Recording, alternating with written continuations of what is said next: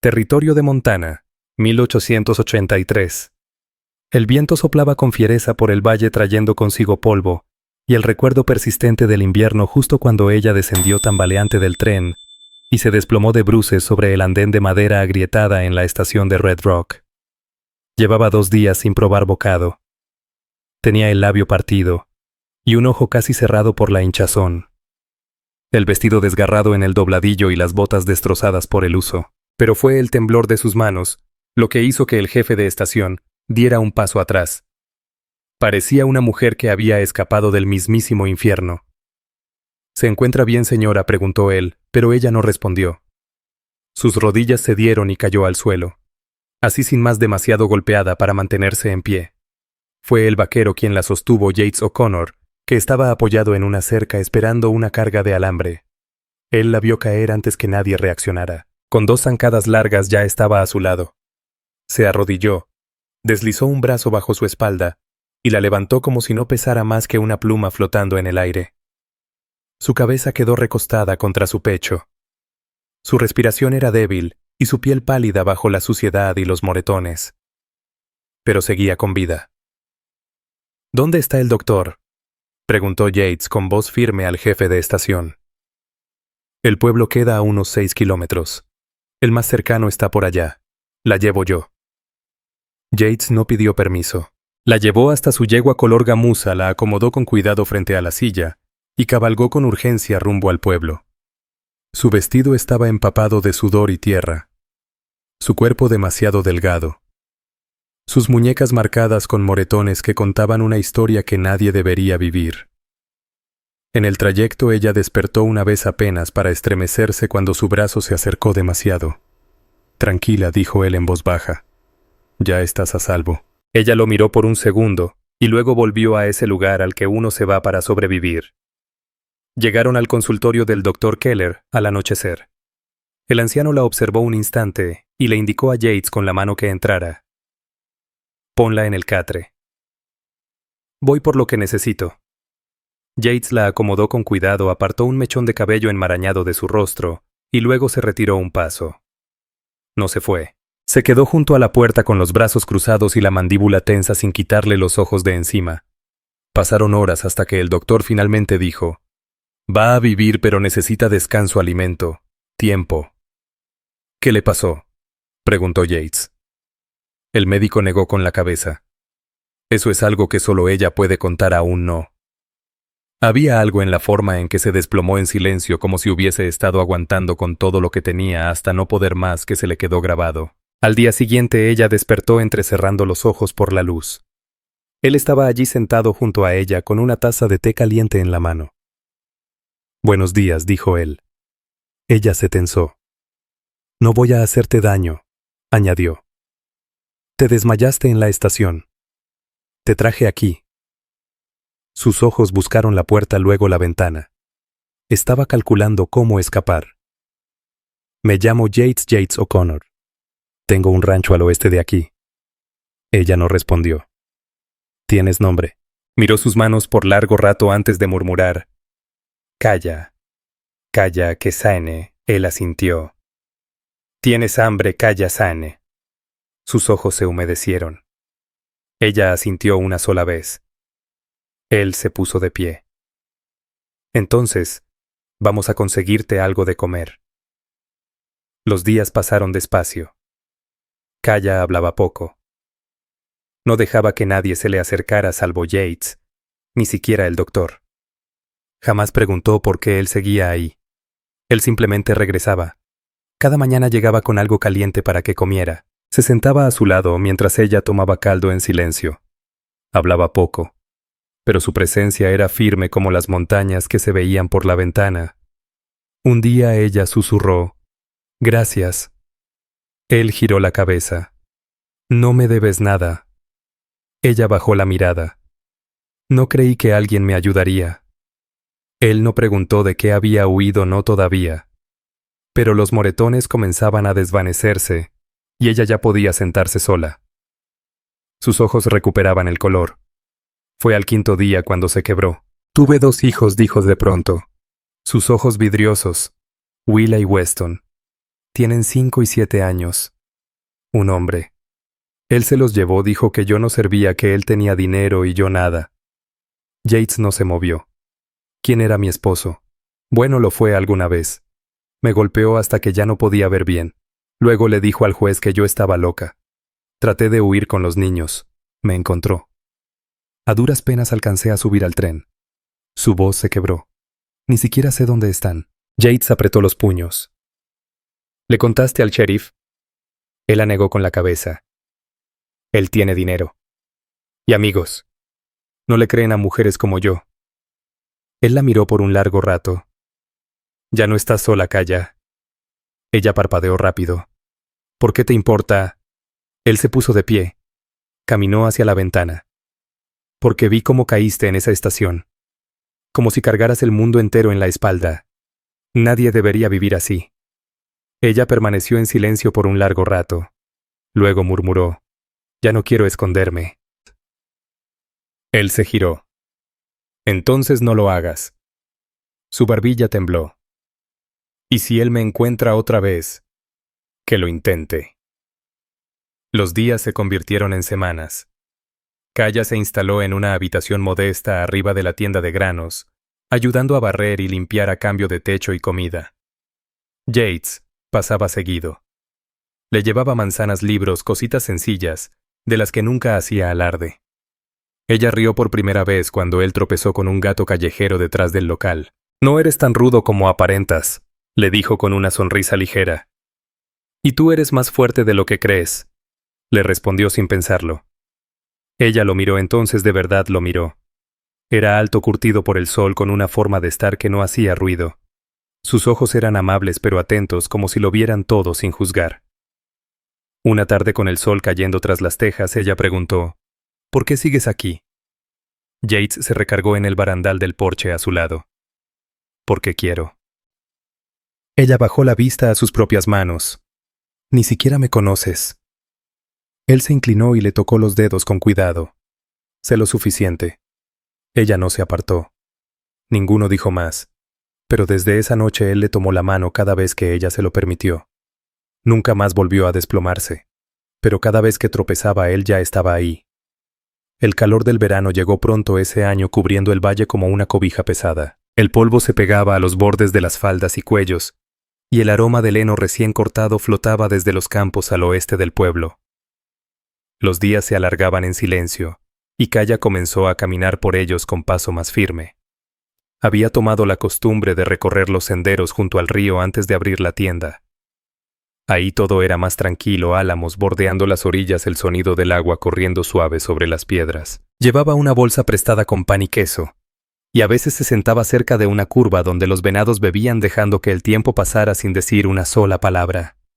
Una mañana lo encontró ahí agachado junto al arroyo, extrayéndose una astilla de la palma con la punta de su navaja. ¿Siempre tan temprano?, preguntó ella, no sonriendo del todo, pero casi. Yates alzó la vista sin sorpresa. Solo cuando el ganado no da lata.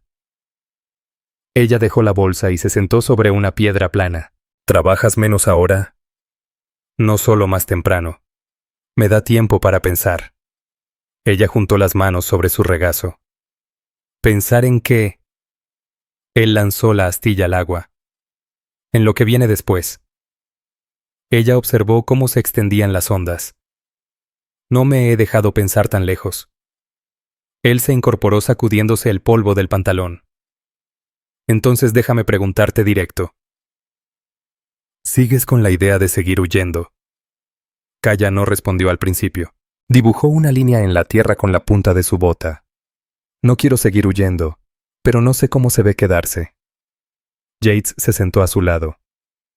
Podría parecer un trabajo en la escuela. Necesitan a alguien con los más pequeños. La señorita Cartwright me mencionó algo.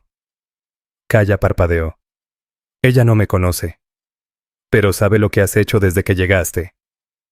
No sé nada sobre enseñar. Sabes escuchar. Eso es más de lo que muchos tienen. Ella se abrazó las rodillas apoyando el mentón en ellas. ¿Y si no logro recuperar a mis hijos? No tengo respuesta para eso, dijo él. Pero sé que no vas a dejar de intentarlo. Se quedaron sin hablar hasta que el sol se alzó sobre la loma. Cuando ella finalmente se levantó, lo miró desde arriba. «Voy a ver a la señorita Cartwright». Él asintió con la cabeza y ella caminó de regreso al pueblo con los hombros más rectos que el día anterior. A finales de esa semana empezó en la escuela. Los niños la miraban con cautela al principio, silenciosos, curiosos, pero Kaya sabía agacharse a su altura y esperar sin presionar. Al segundo día, una de las niñas dejó una cinta en su silla. Ella se lo contó a Yates esa tarde, mientras desgranaban chícharos afuera del establo. Solía trenzar el cabello de Willa con cintas azules como esa. Yates no dijo nada, solo le ofreció más vainas. Ella abrió una y luego dijo: «Le escribí a la corte en Kansas City. Usé un nombre que no puedan reconocer». Él la miró de reojo. «¿Crees que respondan? No lo sé. Pero si no pregunto, nunca lo harán». Él metió la mano en la canasta trabajando en silencio a su lado. «¿Has pensado qué harías si los recuperas?» Ella alzó la mirada hacia el cielo donde ya asomaban las primeras estrellas. «Buscaría un lugar con árboles algo cerca del agua sin muchas cosas. Solo un sitio donde puedan correr sin miedo». Yates la miró entonces y algo pasó entre ellos, no dicho pero firme. Una imagen compartida que empezaba a tomar forma. «Conozco un lugar así», dijo después de un rato. «Tiene un granero viejo y un arroyo en la parte de atrás. La tierra está vacía desde que murió el viejo Rook». Ella se volvió hacia él. «¿Por qué me estás contando esto?», preguntó ella. «Porque yo también he pensado en lo que viene después», respondió él. El silencio entre los dos cambió de tono. No era pesado, sino lleno de algo que apenas se insinuaba. Esa misma noche, ella se quedó quieta al borde del portal de la pensión, mientras Yates ensillaba su yegua. Justo antes de montar, él se detuvo. «Regreso mañana», dijo. Kaya vaciló, y luego extendió la mano para rozar la tela de su manga. «Me alegra que te hayas quedado», murmuró. Él no respondió al instante. Luego simplemente dijo: «A mí también». Ella dejó caer la mano y él se perdió entre las sombras de la calle. En su habitación, Kaya desplegó la carta que había escrito, pero aún no enviado. La caligrafía era precisa, el papel arrugado de tanto doblarlo y leerlo. Añadió una última línea al final, antes de doblarla de nuevo. Esta vez caminó sola hasta la oficina postal para enviarla. Para fines de julio, los pastizales del valle estaban secos en las orillas, agrietados por un calor que no pedía disculpas. El río había bajado el agua deslizándose lenta entre piedras calentadas por el sol. Por las mañanas, Kaya seguía recorriendo las orillas tranquilas, pero ya no caminaba sola. Algunos niños de la escuelita empezaron a seguirla, mitad curiosidad, mitad apego. Ella los dejaba, nunca los ahuyentaba, aunque hablaba poco. Había comprendido que el silencio a veces también podía ser una forma de invitar. Aquella tarde encontró a Yates detrás de la herrería en el corral de herramientas, quitando óxido de una bisagra. «Recibí una carta», dijo ella con la voz firme. Yates levantó la vista limpiándose el sudor con el antebrazo. «De Kansas». Él asintió. «Reenviaron mi petición al secretario del condado. Tengo que presentarme en persona si quiero que la tomen en cuenta». Él apretó la mandíbula, pero solo preguntó: «¿Cuándo?». «En 2 semanas», contestó ella mientras miraba la bisagra. «¿Estás arreglando eso para Harlan?». No iba a esperar a que él lo hiciera. Se agachó a su lado. Tomó el trapo lijado y empezó a trabajar en el otro lado. «Voy a necesitar a alguien que viaje conmigo», dijo sin mirarlo. Él no respondió enseguida.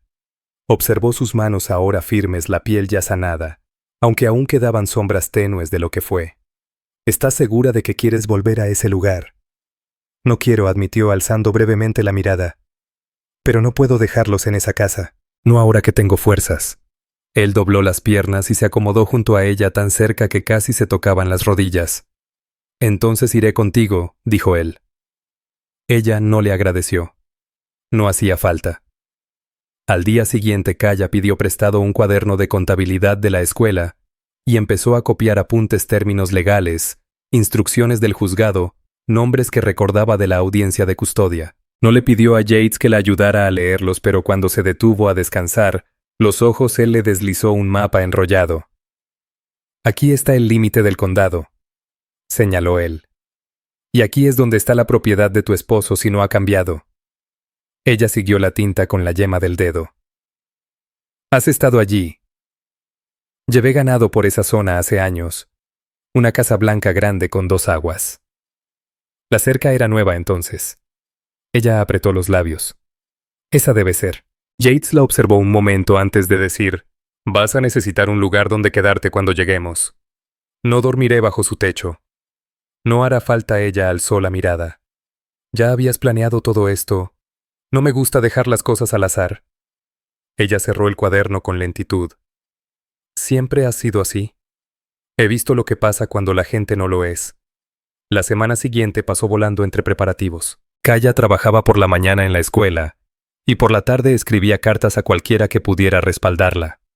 La señorita Cartwright ofreció una declaración de carácter. El doctor Keller accedió a enviar una nota al oeste, confirmando sus heridas y su recuperación. Al atardecer del último día antes del viaje, Kala se sentó en el pórtico de la tienda de granos. Las botas polvorientas, el dobladillo de la falda mojado por el agua de la bomba. ¿Alguna vez has pensado, le preguntó, en lo raro que fue que me encontraras justo ese día? Yates se recargó en el poste del porche con los brazos cruzados. Lo pienso más de lo que digo. Ella giró la cara hacia la calle, donde una carreta crujía bajo el peso de los costales de grano. Si no hubieras estado allí. Pero lo estuve, la interrumpió él suave pero seguro. Ella se quedó callada un rato. No sé qué haré si logro recuperarlos. No tengo tierra, ni siquiera un caballo propio. Tendrás lo que necesites. No puedo pedirte que cargues con todo esto. No lo pediste, dijo él bajando del porche en dirección al establo. Me diste la mitad sin darte cuenta. Ella lo siguió sin hablar. El aire fresco dentro del establo olía a cuero y heno. La yegua de Yates ya estaba ensillada, y junto a ella había un alazán más pequeño con el pelaje reluciente. Sobre el banco de la montura descansaban una falda de montar y un abrigo. Eso no es mío, dijo ella mirando el equipo. Ahora sí lo es, respondió él. Imaginé que querrías cabalgar por tu cuenta. Ella apretó los puños sin decir nada. Él se acercó a la puerta. Apretó los labios. Eso significa que tu nombre irá unido al mío. Por escrito. No me importan los nombres. Sacudió la cabeza. Esto no es un favor. Lo sé. Miró el papel doblado entre sus manos. Van a mandar a alguien para comprobar todo. Tengo un mes para prepararlo. Yates no titubeó. Entonces más nos vale estar de vuelta antes de que caiga el otoño. Hogar, susurró ella. Él extendió la mano sin llegar a tocarla. Ese lugar del que te hablé junto al arroyo necesita a alguien que sepa empezar de nuevo. Ella sonrió no mucho, pero fue suficiente. Quizá esa sea yo. No volvieron a hablar hasta que estuvieron frente al corral del tren con los caballos ensillados y el polvo levantándose entre ellos. Kaya se volvió hacia Yates y su voz salió queda. Quiero que mis hijos crezcan sabiendo lo que es estar a salvo, ser amados sin tener que pagar por ello. Él sostuvo su mirada. Entonces construyamos una vida donde eso sea lo único que conozcan. Ella asintió una vez, subió al caballo, y no volvió la vista atrás al cabalgar hacia el oeste. No porque tuviera miedo, sino porque todo lo que necesitaba ya iba montado a su lado. Regresaron a Montana cuando agosto se curvaba hacia su fin con las sombras alargándose y el calor soltando al fin su puño seco sobre la tierra. El viaje de vuelta fue silencioso no por cansancio, sino por algo que ya se había asentado entre ellos, una certeza tranquila que no necesitaba palabras para mantenerse. Al llegar a la cima que dominaba el valle al oeste de Red Rock, Kaya aflojó las riendas y contempló el terreno escondido entre álamos y la curva lenta del arroyo. El techo de la vieja cabaña tenía manchas de óxido y el granero se apoyaba firme contra el viento. ¿Es aquí?, preguntó en voz baja. Yates asintió. Necesita trabajo. El techo gotea en 2 puntos. Las cercas del norte están blandas. Ella se giró hacia él. ¿Es rentado o comprado? Es tuyo. El título se transfirió la semana pasada. Lo puse a tu nombre. Ella parpadeó la boca entreabierta. ¿Por qué? Porque no se puede construir algo de verdad sobre la tierra de otro. Sus manos se aferraron con más fuerza a las riendas. Jade se sonó. «Sé que es más de lo que pediste», interrumpió con suavidad, «pero no es más de lo que mereces». Ella miró hacia otro lado, luego de nuevo hacia la cabaña. «No sé cómo se paga algo así». «No se paga», dijo él, «se vive». Pasaron las siguientes semanas arreglando el lugar. Ella lijaba las tablas ásperas del porche, con las mangas arremangadas, mientras él remendaba el techo y ajustaba las puertas del granero con madera nueva. La señorita Cartwright mandó una estufa pequeña. El doctor Keller llegó con un paquete de hierbas secas y una colcha que su hermana dejó antes de mudarse al este. Cada atardecer se sentaban en las escaleras del frente a ver cómo oscurecía el cielo sobre la loma. Algunas noches hablaban, otras no, pero él siempre le pasaba una taza de achicoria caliente, y ella la bebía despacio, dejando que sus dedos rozaran los de él al devolverla. Una tarde, justo antes de que cayera la primera helada, llegó una carta. Kaya estaba bajo el alero, el sobre en la mano, el pulgar sobre el sello. Yates bajó de la escalera y se limpió las manos. «Es de Kansas». Ella asintió, luego abrió la carta. Sus ojos recorrieron la página, los labios tensos hasta que se suavizaron. Cuando levantó la vista, su voz fue firme. «El tribunal falló a mi favor. Los niños vienen con una matrona. Llegarán la próxima semana». Yates no preguntó si estaba lista. Solo dijo, «Iremos a recibirlos». El tren llegó bajo un cielo pesado de nubes grises. Kaya se mantuvo firme junto a Yates, los guantes en una mano, la otra apretada contra el pecho. Cuando la puerta se abrió y una mujer delgada bajó guiando a dos niños, Kaya no se movió. Willa parecía más pequeña de lo que recordaba, con el cabello más corto y un remiendo en el dobladillo del vestido. Weston se aferraba a la falda de la matrona, ojos abiertos, llenos de incertidumbre. Entonces Willa alzó la vista y encontró la de su madre. Una respiración, luego otra. «Mamá». Kaya dejó caer los guantes. Las rodillas golpearon el andén y los brazos se abrieron. Willa corrió primero, su carita deshecha al chocar contra el pecho de su madre. Weston llegó un segundo después, tambaleándose hacia ese abrazo. Ella los rodeó, los sostuvo con fuerza, los hombros temblando, una mano enredada en el cabello de Willa. «Aquí estoy», susurraba una y otra vez. «Aquí estoy, aquí estoy». La matrona dio un paso atrás, asintiendo hacia Yates, quien levantó el sombrero en agradecimiento silencioso. Volvieron a casa en el carro que Yates había prestado del pueblo. Willa se sentó junto a Kaya, su cabeza apoyada en el brazo de su madre. Weston dormitaba en su regazo, una mano aferrada a su chal. Al llegar a la cabaña, Yates cargó a Weston con cuidado y lo llevó adentro. Kaya entró con Willa de la mano, mostrándole dónde estaba la estufa, dónde la colcha doblada, dónde la luz entraba más tibia. Esa noche los arropó en la cama pequeña, besándoles la frente con una mano que ya no temblaba. Al salir al porche, Yates la esperaba, brazos cruzados, la mirada fija en las estrellas.